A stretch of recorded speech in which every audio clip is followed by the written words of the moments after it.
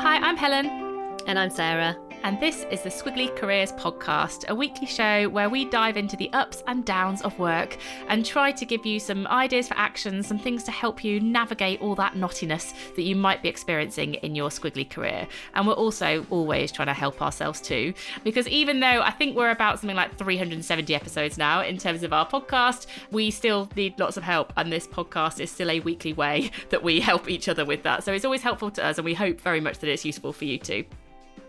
And if this is the first time you've listened to the podcast, it might be worth knowing that there are lots of things that we create to support you and your listening and learning. So as well as this episode, you can get our pod sheet, which is a one-page summary, which you can download. It has the ideas for action that Sarah and I are going to talk about and some quotes and things like that could be useful. We've got pod notes, which are swipeable summaries. You can get those on social. So make sure you're following us at Amazing If, either on Instagram or LinkedIn. And then there's also Pod Plus, which is a weekly session on a Thursday morning where we talk about the topic in a bit more depth, and you get the chance to contribute what you think and ask us some extra questions too. All the information for that is on the show notes, or you can find it on our website at amazingif.com. And so this week we're talking about how to create clarity. And there is no shortage of people who talk about just how important clarity is in our jobs because there's so much happening. And there was a great quote that I came across from James Clear, who's been on the podcast talking to Helen, and I'm sure lots of you are familiar with his book, Atomic Habits, where he says, most people think they lack motivation when really they lack clarity. And I think we've all had that sense of where things feel messy and confusing. And, you come away from a meeting and you just think, I don't know, I'm not really sure what I'm meant to do or where I'm meant to go. That is really demotivating, and it's not very energizing or enjoyable. And so we're really trying to think about, we want clarity, we don't want confusion. And I think it's really important to recognise up front that what we're not trying to do is use clarity to get away from complexity or ambiguity or uncertainty. Brackets, for some people might be like, unfortunately. So I don't want to start with a false promise, because I think those three things, the complexity, ambiguity, uncertainty, those are the reality of our squiggly careers, of the organisations that we're working in. We know there's lots of change happening all of the time. And I think it's almost because of those characteristics, because of the nature of our work now, that clarity is even more important than it was. So actually what clarity helps us to do is to navigate the complexity, not to take it away. And I was reading Satya Nadella's leadership book. I think it's probably the best way to describe it. It's called Hit Refresh. It's a good title, I think. I had a copy of Hit Refresh with notes in the margin. So when I worked at Microsoft, I know, and I think I sent not it from to him, or just from... Well, only employees got it. And so it was his notes in the margin of the book. Okay. But I think I sent it to somebody and I might not have had it back. Are you allowed to do that? Is that like insider trading? Oh gosh, no. Satya Nadella's words. I mean, I'm pretty sure they could have leaked. I don't think I'm the person. Sure. Yeah. It wasn't under lock and key. It was printed for like 100,000 employees. Fair enough. So the reason I ordered that book to read, it's actually fascinating. The kind of Microsoft story and his story is fascinating.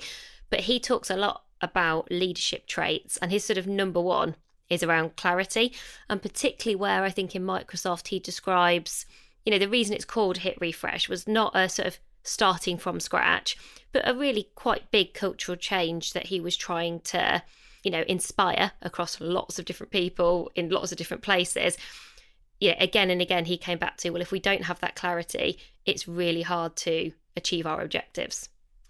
And I was thinking when you were talking then about, I think there are some books out at the moment, one of which is on my desk, Shane Parrish's Clear Thinking. And I think people like James Clear get cited in this area. I think Adam Grant gets cited in this area. You just talked about Satya Nadella in this area. It's quite male focused. I think a lot shocker. of I know. Business books are male focused.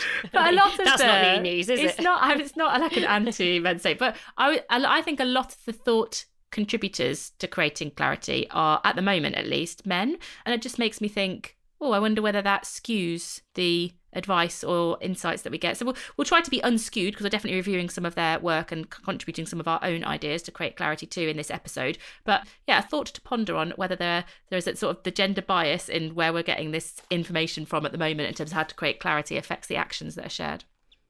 Well, one of the things that Helen and I have observed this week in preparing for the podcast, and this is different every week, is there is a lot talked about in terms of the importance of clarity, but very little that we can share with you where we say, oh, there's lots of how-to out there. There's lots of how to develop the skill of clarity.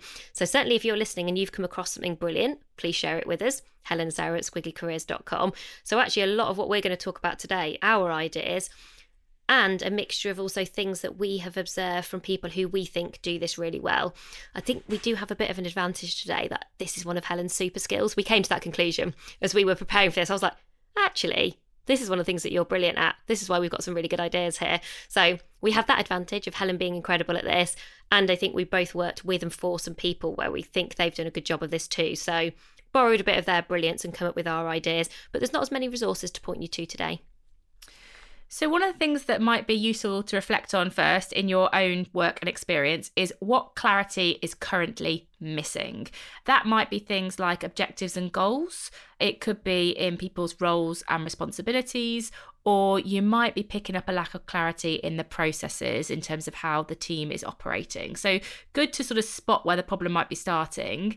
And then what also might be useful to have a think about, the next bit nervous laughter, is where there isn't clarity in those things that we just mentioned, what is the likely impact? So a couple of things that we might notice. I'll do a few, Sarah, and you could do a few. So where you haven't got clarity in like objectives and role responsibility processes, what you might be seeing in terms of the impact is a duplication of tasks. So, different people doing the same thing. Tasks that fall through the cracks. So this assumption that someone's getting it done, but no one's actually picked it up. Deadlines constantly slipping. Maybe a reduction in quality. So more mistakes being made. There might be a lack of clarity about who is making the decision, or you might be getting lots of different views on priorities, and that could lead to some potentially quite uncomfortable discussions a bit later in the day than they need to be. And then just no shared goals or objectives. So people kind of maybe feeling a bit frustrated. You might get a sense of frustration in meetings where people feel like, priorities are changing. And what are we doing this for anyway, Sarah?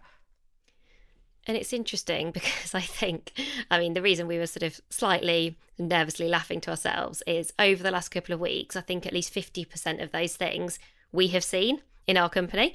For example, there was one thing that Helen did recently that was quite time consuming. It was recording a video about something and we were like, oh yeah, it's important. So Helen did it and I was like, oh, well, great, we've got that done now. And then 2 weeks later, I have literally found that we have done that video before and we'd forgotten about it. And when you're just like, how has that happened? And you really beat yourself up about it because you're like, oh, it's such a waste of time. And Helen's had to do something twice. And then we had a bit of I was the person that did it. If anyone should have remembered saying the same words twice. Yeah, I know. But, just I think because I hate the idea of, it's like time wasted, isn't it? It's like the opposite of time well spent. It really gets to me in my critical brain. And then tasks falling through the cracks. We've had a bit of that and not being clear about some things. But I think in my head, I hadn't necessarily gone to, oh, it's a lack of clarity that's causing that problem. I think I'd perhaps been either too tactical about it, or you just kind of beat yourself up and be like, oh, I'm not on top of stuff enough. I need to sort myself out. And why did we not know that? Whereas actually, when I started to read this list and I was looking at a few of their articles and they mentioned these same things, I was like, oh, okay. Actually, the starting place to get to better is actually look at why have you not got clarity, or what would creating clarity look like? And then you actually stop some of these things happening. So I was like, oh, it's I went from being demotivated about some of these things to feeling more motivated to be like, oh, okay, well, at least hopefully some of the things we're going to talk about today can help you get to a better place. Yeah, I think it helps you to reframe blame a bit, doesn't it? Not blaming myself or blaming somebody else. Creating clarity feels like a much more constructive way to respond to something when these sorts of things are going wrong. And we also talked about, it's also interesting to spot where and when in your week is confusion most likely to occur. So are there any repeated patterns where you're more in confusion land than clarity land? And maybe not. Maybe it's sporadic and a bit ad hoc and this might not be useful. But we certainly both observed, it's well, is it in meetings? Maybe a bit less so for us. Is it in email? Well, we don't use that much email internally. So actually the kind of emails feel fine, but we do use Microsoft Teams and there are a lot of messages kicking around in Microsoft Teams. And Helen and I were both saying almost then some of the processes that sit around that do mean probably tasks get duplicated, things fall through the cracks, those kind of things. So I think almost tech that is designed to make our life easier can also sometimes do the opposite. So, I think one of the kind of questions I got to, I was like, where is tech creating confusion rather than clarity for us? And I think we haven't quite figured out yet and I'm sure everyone listening like relates to this in some sort of tech way, just like volume of messages, making sure nothing gets missed, making sure the right people do the right things. And I can just think of so many examples of where that creates confusion for us and then those things happen.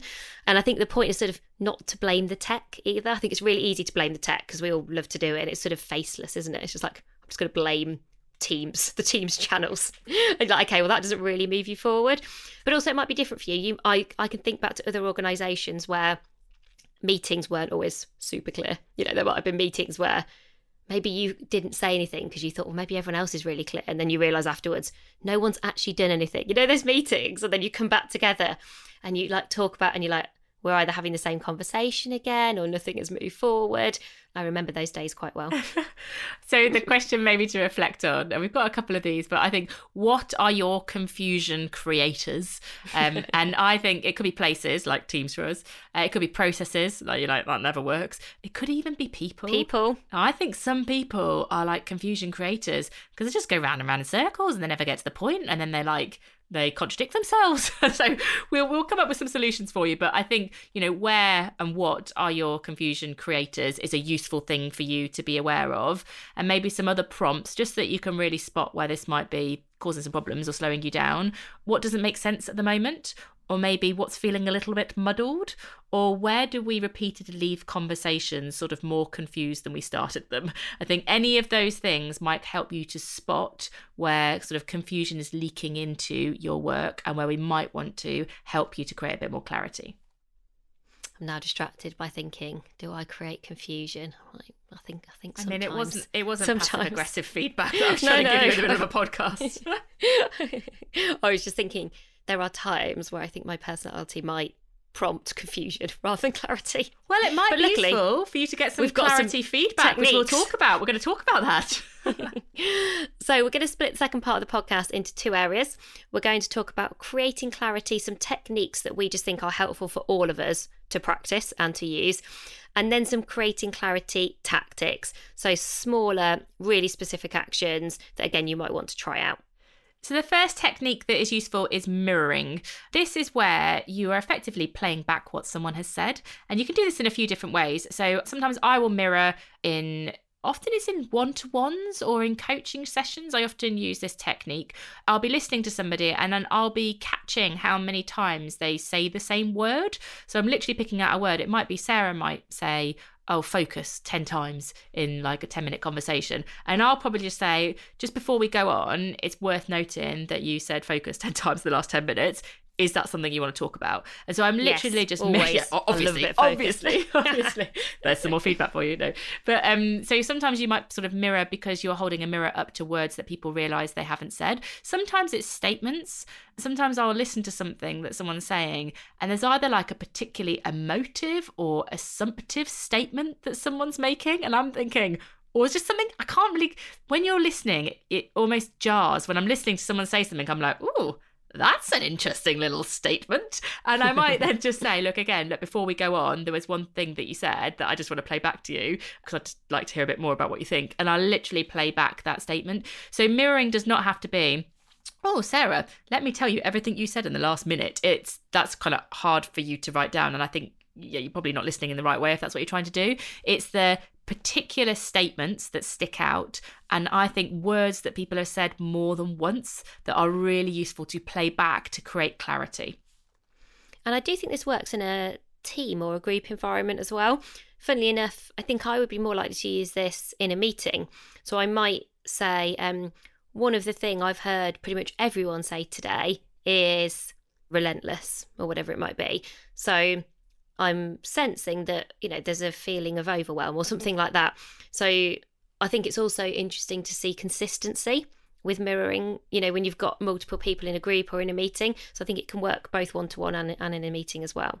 I've sometimes even used it on Teams. There's been a word that I've typed in, well, like this isn't an advertisement for Microsoft, but it's just what we run our business on. I'll type in a certain word, like I could type in overwhelm or something like that, and I can see how many times different people in the team have maybe typed that word in. It's quite interesting, like mirror, like, oh, in the last month, we've done, 12 different posts on Teams that have included this particular word. There's just an interesting way that it doesn't always have to be when you're listening to people. I think actually our words exist in more than one place, and that's what you're mirroring back. So the second creating clarity technique is summarising. So this is different to mirroring. Mirroring, we are repeating the exact words and phrases that we have heard someone or a group of people say. Summarising is your version of the key and most important points. So I think the reason this creates clarity is it sort of has a dual benefit. It creates clarity for you because it's a forcing function to think, well, what do I think the summary is of what I've heard in the last half an hour or in the last 15 minutes? But also you're sharing your interpretation as a way to sense check, well, is this what everybody else thinks too? I have seen this technique work so well. When you've had meetings that have been messy or meandering, or just maybe there is a lot of complexity. So I'm not trying to kill the complexity, because some things are, that is the nature. There is a lot to grasp and to juggle. But then I've seen somebody just say, okay, so between now and when we're next together, I'm just going to summarise what I think the 3 key things are that we need to move forward. And they say 1, 2, 3. They're very clear about who's taking those actions and then kind of what happens next. So I think the summarising also encourages people to, you still have the conversation, you go in different directions, you can still think big and zoom out. But then the summarising, I think, actually does zoom you in. It zooms you in, what's most important now, what's going to happen next, and then you move forward. And you don't have to ignore the other stuff, but it just creates clarity for everybody.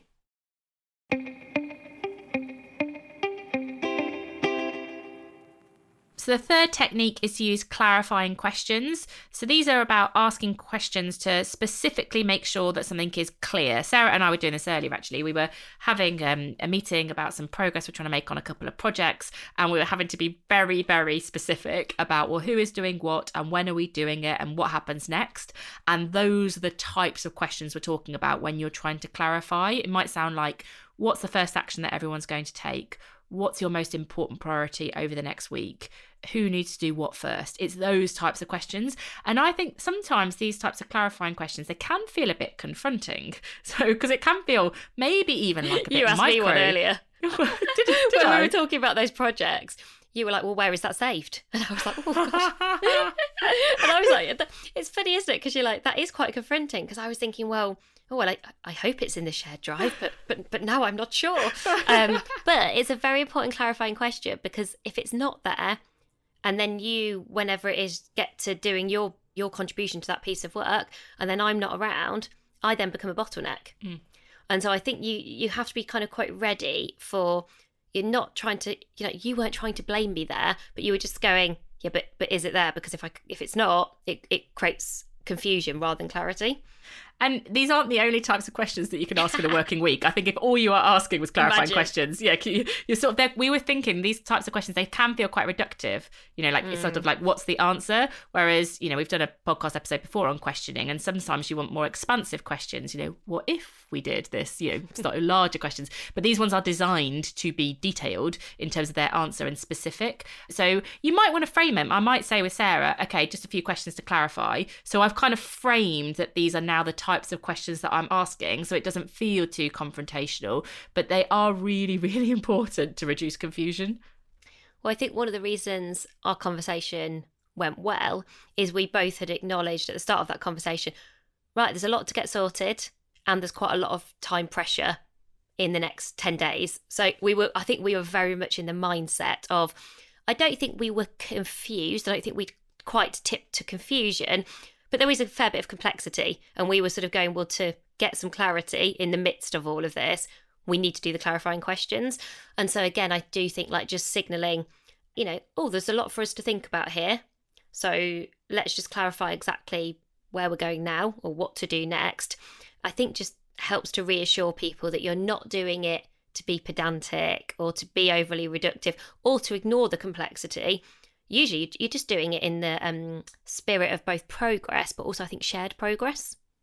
So the next creating clarity technique is repeating yourself. So this is different to mirroring. So mirroring, you are repeating someone else. Here, you're basically saying the same thing a number of different times. This is probably the thing that comes up most when you read about leadership techniques on creating clarity. And I do think you have to be a bit careful here, because otherwise you could sound like a sort of leadership robot. but the classic thing here is, people can only remember 3 things, which sometimes I think even 3 things is too many, depending on like how much you've got to talk about. But you sort of tell people what you're going to tell them. You tell them the actual things, and then you remind everybody what you've said. And I mean, I would never do it in such a formulaic way, but I think it is worth reminding yourself, whether it's email, a Teams message, a presentation you're doing in a meeting, if there is a lot of complexity or potential for confusion, you probably do want to over communicate. You probably want to say the same thing more than once in the same way. And I do remember working for a leader who definitely had a bit of a mantra of the things that is most important, so usually like goals or objectives. She was like, when I start getting bored, I know I need to sort of keep going and sort of double it again till I'm really, really bored, essentially. And she was like, she really saw that as part of her job, of getting bored of saying the same thing over and over again, because she said it never fails to surprise me how, you think you've said it a million times, but actually half people are still just sort of, maybe they missed it the first few times, they're still getting their head around it, they've forgotten it. We don't have very good memories. And when you do read about this generally, like all leaders pretty much say, over communication is so rarely a problem. You so rarely come across leaders where their teams say, oh God, they just say the same thing on repeat. If anything, it's almost like you need to be on repeat to get cut through. Because, everyone's jobs are so busy. Everyone's got 4 million things on their mind. You've got your home life as well as your work life. I think it's just empathizing with that. And so if you really need to create clarity on something, it's incredibly important. If you're leading a big project or a team, almost like knowing part of my job to do here is to repeat myself. And I suppose that asking your question, so what am I going to repeat myself on? Because obviously it's not everything, but there might be 2 or 3 things where you're like, right, that's the drum beat. That's the thing that I'm going to keep coming back to. And authenticity here is really important. So that point that Sarah said about the leadership robot, you reminded me like early in my career, I was on a graduate scheme, a sales graduate scheme, and we went on some presentation training, how to make, your presentation stick. And the advice that they gave to everybody, all the graduates on that training program, was that you should start your presentations with a stat, like, a data point. But then for like the next month, every presentation, you'd be like, every presentation from every grad started with 96% of people don't do this, or like 72%, and you'd be like, oh, and it lost its authenticity, and it's, I don't know, you stop being interested in it really, because it just felt a bit fake and forced. So I think with all these techniques, like practice ones, but things like the sort of repeating yourself, it might be, I've got 3 things I want to talk to you today, or whatever it works, whatever your structure is that works. But I think finding that authenticity so it feels natural is really important. And last but not least, in the creating clarity techniques, is less is more when it comes to clarity. I kind of feel like I should stop there. The whole point of less is more, but I feel like I just need to explain it. I know, I need to explain it a teeny tiny bit. It's just that sometimes we just put too many words into our conversations and our communications than we actually need. And if you were to look at it and think, well, what's the 100-word version? Or how could I condense this down into 3 bullets? Or if I took out all the jargon, what would it sound like? Like really force yourself to create clarity in your communications. And if you find that hard and maybe you don't know where to start, this is where AI is your friend, because there are lots of tools like WordTune and Grammarly where you can take, let's say you've written an email out, you can take that email, you can copy and paste it into one of those tools, or ChatGPT, or do it, and you could say, reduce this by 50% in terms of words, or create a more succinct summary of this statement, or like whatever you want, and it'll do it for you. And I don't think you should always outsource the answer to AI, because then, not really praying. You actually do become brains, a robot. Are we? You do become a robot. Yeah, I don't think that is the answer. But if you want a bit of but what would what would it look like if I was already writing in this way? They might just give you some useful prompts for you to look at. So hopefully they're helpful for all of us a lot of the time, I would imagine, in our working week. And we're now going to talk about 5 specific tactics that, again, we just think create clarity. And again, hopefully things that you can put into practice really quickly. So the first tactic we're calling go back to the why. And this one I think works particularly well when you've got people doing loads of different things. I think this matters in big organisations where you can feel like a tiny fish in a very, very big sea swimming around. And it's definitely inspired by Satya Nadella, what he talks about in that kind of Hit Refresh book. And so going back to the why might look like go back to what is your overall mission or ambition or goal, whatever you want to call it, whatever you do call it. So for us, for example, we always ask ourselves the question, will this help make Squiggly Careers better for everyone? So that's sort of a very high level question. And going back to your values can also be incredibly helpful. So for us, we would always ask, is this energetic? How are we being useful? Is the action really clear? Are we practicing being work in progress? Because there are 4 values. Sometimes I think that's a bit easier if you're in a smaller organisation, because we can all do that in Amazing If. We can go back to Squiggly Careers Better for Everyone. We can go back to our 4 values. In a really big company, I think that's often why teams have team charters or ways of working documents, or things like shared objectives that are very transparent, because again, they are things to keep going back to. And the reason that you go back to them, I think the going back to is really helpful. Like, what do we go back to that helps to create clarity? That would be a really good propelling question, I think, to understand as a team and agree on as a team. Oh, we go back to our top 3 objectives, because they are a brilliant filter for clarity. So the second tactic that you might want to give a go is beginning, middle, end your meetings. This is a practical build on the point we're talking about repeating yourself. So let's say you have a meeting. At the start of the meeting, you want to make sure that you're kind of setting the intention for the meeting. So the thing we want to talk about today is the presentation that we're doing to the board in 2 weeks' time. And the aim is that by the end of the meeting, we are going to have a straw man of what that presentation is going to look like and who's saying what. So I've kind of created that clarity at the start of the meeting. Then at the middle of the meeting, you're going to check in on the progress. Okay, so we've been here for 45 minutes. We've got another 45 minutes left. I just want to check in on the progress. Are we moving in the right direction? Do we need to do anything different, for example? So you kind of do that middle check-in. And then at the end of the meeting, you then kind of reconfirm where you're at. Okay, so we've got the board meeting in 2 weeks. What we've got through today is, and what we're doing next is. And if you can beginning, middle, end your meetings, you can create an awful lot of clarity for people in the meeting who spent their time in there. And you also don't have to be the expert. I think that is the real trick with this. We are all in lots of meetings where we probably don't have all the answers, and that's fine. But what we can still do is add an awful lot of value in those meetings by making sure that we're creating clarity for the people in them. And beginning, middle, ending your meetings is a way that you can do that. So clarity tactic number 3 is practice presenting the full picture. We are pretty much all one part of a bigger whole. And often I think we get very used to presenting our part or communicating our part.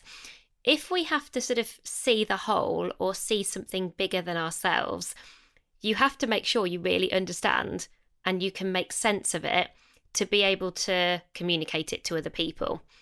So let's imagine, for example, in a team meeting, usually you might be like, well, I'll present my bit and then Helen will present her bit and then someone else will present their bit. And that's great. We definitely don't want to take people's sort of ownership away from the work that they do. But what it might mean instead is that I actually 1 week present a kind of joint picture of this work that Helen and I have been doing together. But I need to present all of it. And so when I suddenly have got that accountability, I might think, oh, but I don't know what Helen's done. And actually, I don't think I really understand this one thing. So if I get asked about it, I don't think I do a very good job. So I basically have to achieve clarity for myself to then be able to communicate clarity to other people. And it's just, we actually think this is quite a hard action. We were talking about this before and we were like, oh, do we put this in? Do we not? And because also we were very kind of mindful of like, we don't want to like steal people's thunder. That's the opposite of what we're trying to achieve here.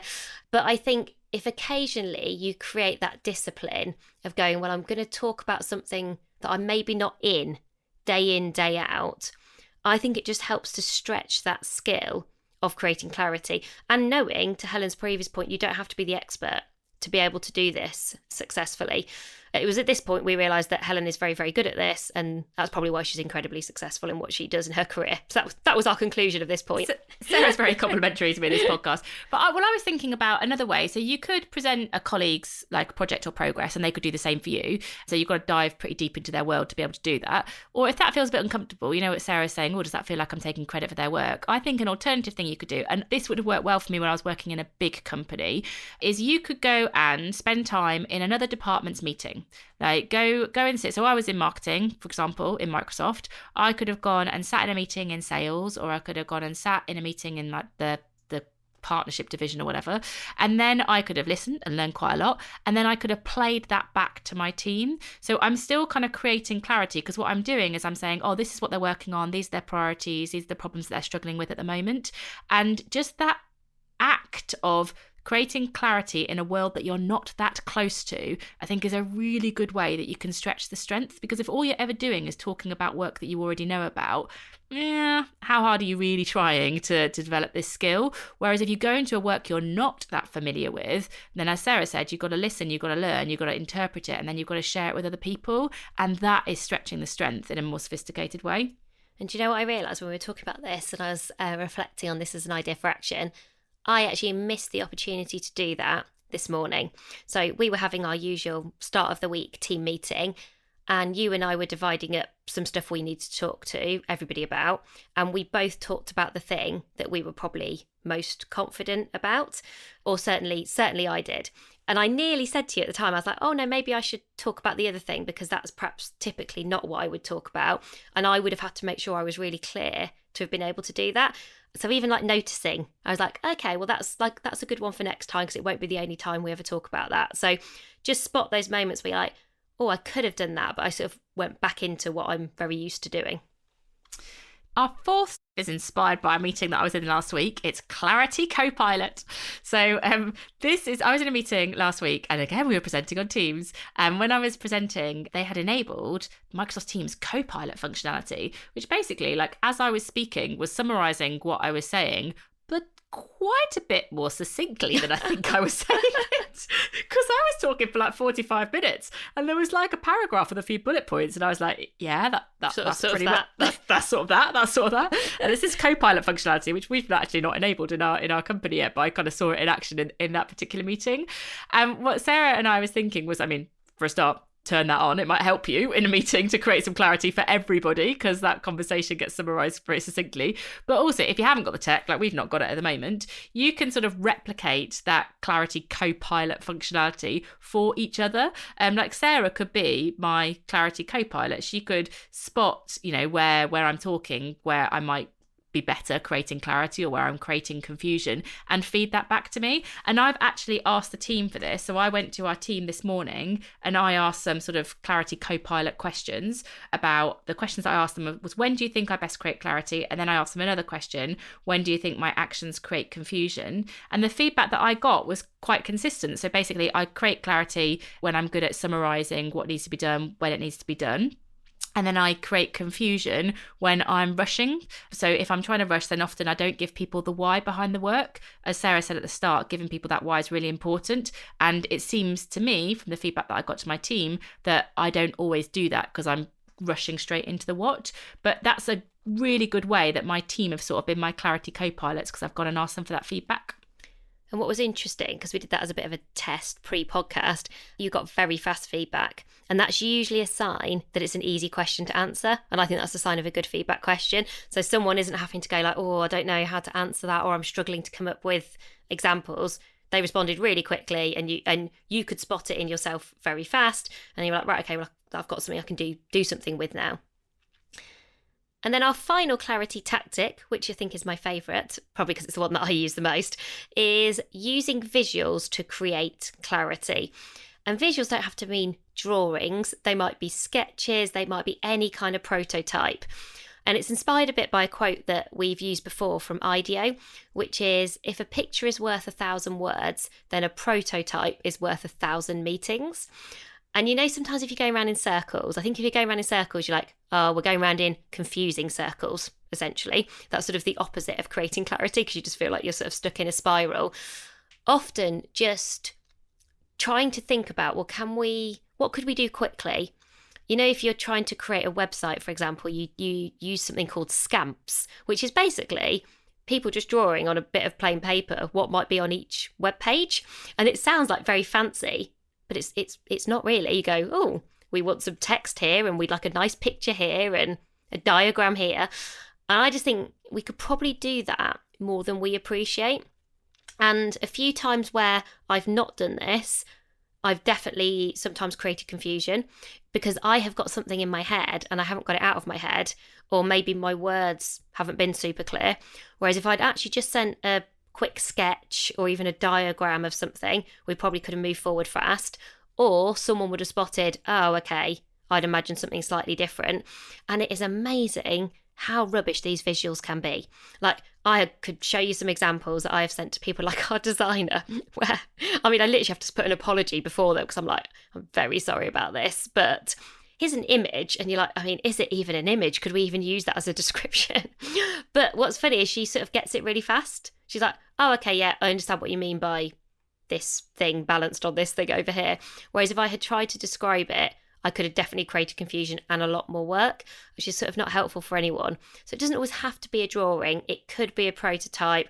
It could be just, standing in a room with a flip chart, using a Miro board, anything where sort of you're just starting to get out of your head and put something down on a bit of paper, I think.